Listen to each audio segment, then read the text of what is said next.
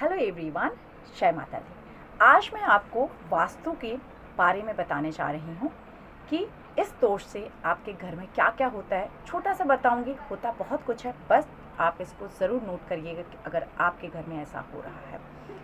वास्तु के हिसाब से अगर आपके घर की टॉयलेट साउथ ईस्ट दिशा में है तो क्या होगा। अगर साउथ ईस्ट दिशा में आपके घर में टॉयलेट आ जाती है तो ये दिशा डिस्टर्ब हो जाता है। ये दिशा अग्नि की दिशा आग्नेय कोण कही जाती है, जहाँ पर किचन होता है।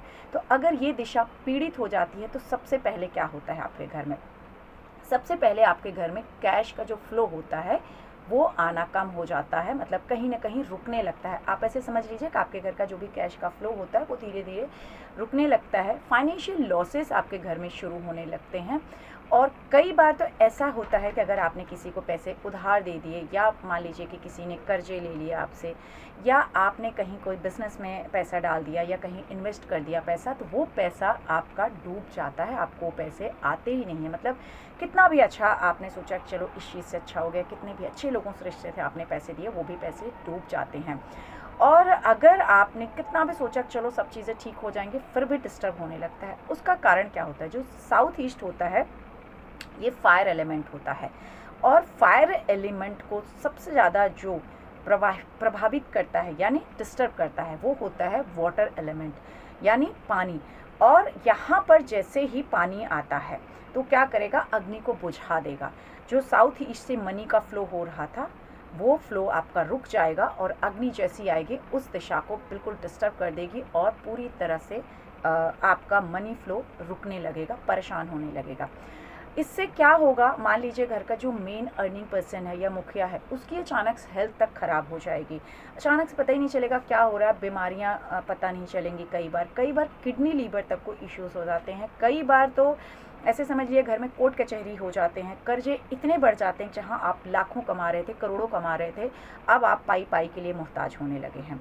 पूरी की पूरी तरह आपका बिजनेस करियर ठप हो जाता है, आपके जॉब से रिलेटेड तकलीफ़ें आती हैं।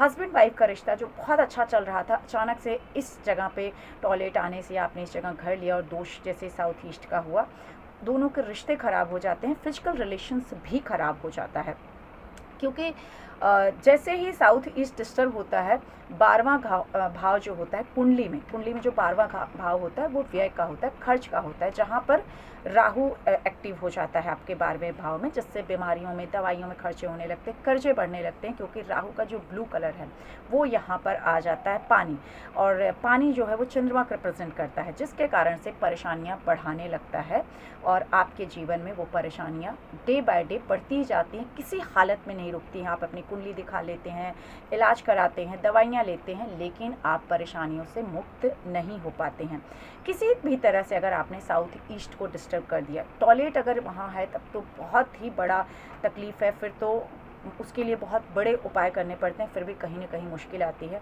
अगर आपने यहाँ ब्लू कलर कर दिया, ग्रीन कलर कर दिया है जो वाटर का कलर होता है, फिर भी आपका साउथ ईस्ट डिस्टर्ब हो जाएगा, और मनी फ्लो बिल्कुल रुक जाएगा, हेल्थ बिल्कुल ख़राब हो जाएगा, रिश्ते बिल्कुल आपके ख़राब होते ही चले जाएंगे।